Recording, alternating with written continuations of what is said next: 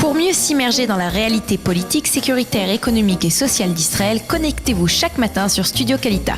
Daniel Haïk vous y attend pour sa revue de la presse.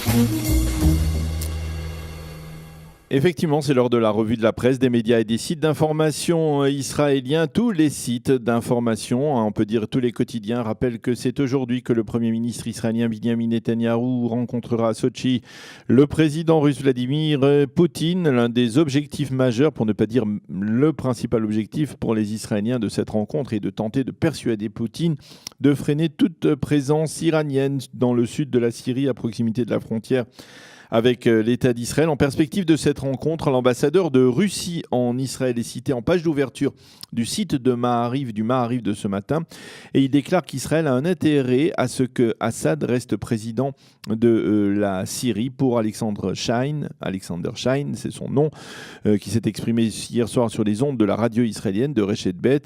Les principaux opposants à Bachar Assad sont des islamistes qui ont déjà affirmé que la première des choses qu'ils feront en arrivant au pouvoir à Damas, ce sera de proclamer la guerre à l'État d'Israël. Ceci étant, l'ambassadeur de Russie en Israël a admis que son pays tenait toujours compte des intérêts israéliens. Nous ne voulons pas qu'il y ait en Russie des forces étrangères, ni iraniennes ni autres, a-t-il déclaré. Hier, Benyamin Netanyahou a tenu à préciser que l'expansion iranienne dans le sud de la Syrie n'était pas seulement un problème israélien, mais elle concernait également de nombreuses nations au Proche-Orient et dans le monde entier. Et parallèlement à cette importante rencontre, les sites d'information nous rappellent qu'une délégation américaine non moins importante est arrivée dans la région dans le but de relancer ou de tenter de relancer le processus de paix entre Israël et les Palestiniens. Cette délégation est composée du gendre du président américain Donald Trump, Jared Kushner, du conseiller spécial pour le Proche-Orient, Jason Greenblatt, et de Dina Powell, la conseillère adjointe à la sécurité nationale américaine. Hier, la délégation s'est déjà entretenue à Jeddah, en Arabie Saoudite, avec Mohammed ibn Salman, le prince héritier saoudien et l'homme fort du régime. Demain, donc, elle doit s'entretenir à Jérusalem avec Benyamin Netanyahou, et cette délégation se rendra également à Ramallah, mais aussi au Caire, à Amman et dans les Émirats. En perspective de la visite de ces délégations, le président Trump a affirmé dans un communiqué qu'il restait persuadé que les deux parties, israéliennes et palestiniennes, devaient régler leurs différends directement. Le président Trump considère que le retour au calme dans la région après les émeutes autour du mont du Temple offre une opportunité pour tenter de relancer le processus de paix. Et puis après le départ de la région de cette délégation américaine, eh bien, sachez que c'est le secrétaire général des Nations Unies, Antonio Guterres, qui sera en Israël la semaine prochaine pour sa première visite depuis sa prise de fonction en début de l'année. Guterres rencontrera bien entendu le président israélien, Reuven Rivlin, le premier ministre Netanyahou. Il se rendra au mémorial du Yad Vashem, survolera l'État hébreu et prononcera un discours dans l'enceinte du Bet Atfutzot à Tel Aviv. Monsieur Guterres se rendra également à Ramallah pour un entretien avec Mahmoud Abbas et également il sera à Gaza. La visite du secrétaire général en Israël durera 3 jours. Il sera accompagné durant cette visite par l'ambassadeur d'Israël à l'ONU, Danny Danon. C'est le site qui nous annonce cette information ce matin. Israël a beaucoup à apprendre de l'Union européenne dans sa lutte contre le terrorisme. C'est l'ambassadeur sortant de l'Union européenne, Hans Fabor Andersen, qui a fait cette déclaration plutôt inattendue hier lors d'une conférence de presse qu'il a donnée à l'occasion de son départ après 4 années de service en Israël. Et c'est le site Ynet qui détaille ses propos ce matin. Pour l'ambassadeur Fabor Andersen, il est vrai que l'Union européenne a beaucoup appris de la part d'Israël au cours des 4 dernières années en matière de lutte contre le terrorisme, des 4 années qui ont été ponctué par plusieurs attentats en Europe, on le sait. Mais donc Israël pourrait aussi beaucoup apprendre, selon lui, de l'approche holistique de l'Europe à ce sujet. Il est vrai qu'il y a l'aspect sécuritaire, dit-il, et il y a également l'aspect des renseignements, la lutte contre les cyberattaques. Et là-dessus, l'Europe reçoit d'importantes informations d'Israël, y compris sur Daesh, donc de la part des services israéliens, affirme l'ambassadeur sortant de l'Union européenne. Mais nous considérons que la lutte contre le terrorisme s'inscrit également dans d'autres domaines sociaux et éducatifs, et de ce point de vue-là, Israël peut apprendre de l'Europe. L'ambassadeur a toutefois admis que cette approche n'avait pas obtenu 100% de réussite et qu'il était difficile d'espérer vaincre totalement le terrorisme, mais, a-t-il dit, c'est mieux que de ne rien faire, bien évidemment. Dans son intervention, l'ambassadeur a également affirmé que les Israéliens comprenaient mal le rôle de l'Europe. Nous avons des relations approfondies avec l'État d'Israël et les sources d'incompréhension entre nous ne concernent que 10 à 15% de nos relations. L'ambassadeur a également souligné que les 4 années qu'il avait passées en Israël avaient été, je le cite, passionnantes. Suivre ce qui se passe dans la société israélienne est extrêmement intéressant, a-t-il déclaré. Le Haaretz consacre ce matin sa manchette aux implantations et il révèle que selon des données fournies par l'État d'Israël dans le cadre d'une requête devant la Cour suprême, quelques 3500 unités de logement construites en Judée et Samarie dans les implantations israéliennes se trouveraient sur des terres privées appartenant apparemment à des Palestiniens.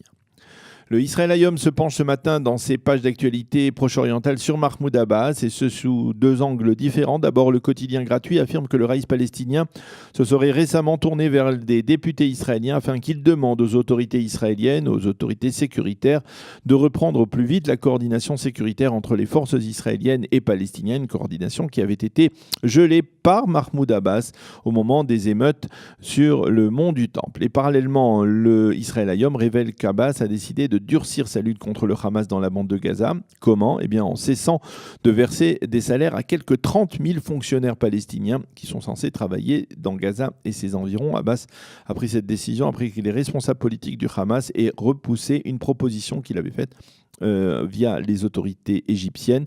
Selon cette proposition, Abbas avait accepté le principe que des milliers de policiers palestiniens de Gaza, même donc affiliés au Hamas, reçoivent leur salaire de l'autorité palestinienne, mais cela en échange de la reprise par l'autorité palestinienne du contrôle des postes frontières et de la sécurité dans la bande de Gaza.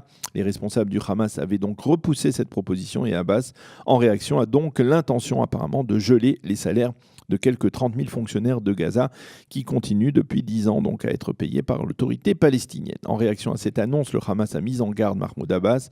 Il est en train de jouer avec le feu, disent les responsables du mouvement terroriste palestinien. Le Yediot Aharonot consacre ce matin sa manchette à une grande enquête réalisée par l'association Or Yarok, Feu Vert, sur les habitudes de conduite des très jeunes Israéliens.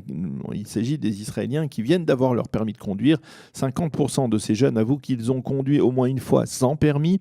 53% estiment qu'il est permis de conduire après avoir bu un verre de bière. Et surtout, c'est la donnée la plus étonnante, 45% estiment qu'il n'est pas toujours dangereux d'écrire des textos en conduisant.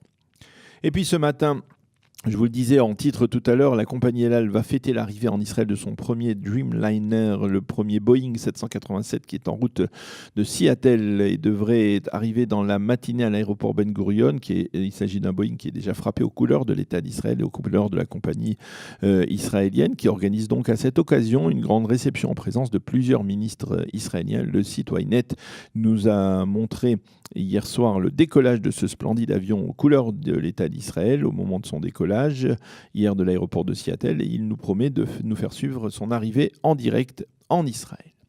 Et puis le Israël Hayom se fait l'écho d'une anecdote émouvante dans le cadre d'une rencontre presque anodine entre la ministre israélienne de l'égalité sociale, Gila Gamliel, et la ministre tchèque des Affaires sociales, Mikaela Marskova.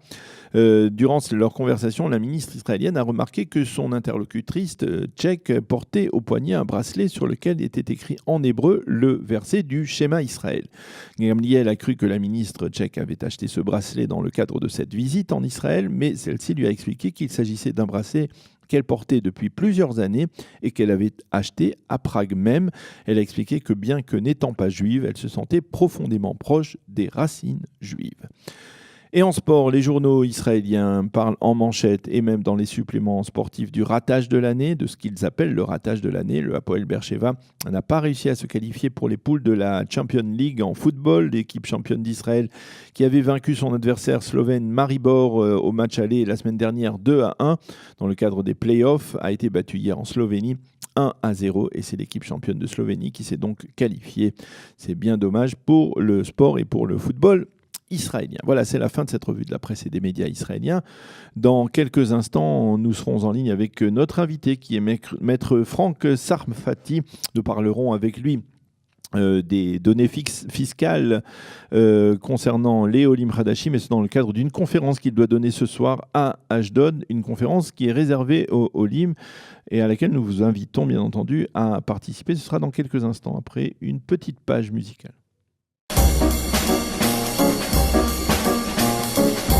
Pour mieux s'immerger dans la réalité politique, sécuritaire, économique et sociale d'Israël, connectez-vous chaque matin sur Studio Kalita. Daniel Haïk vous y attend pour sa revue de la presse.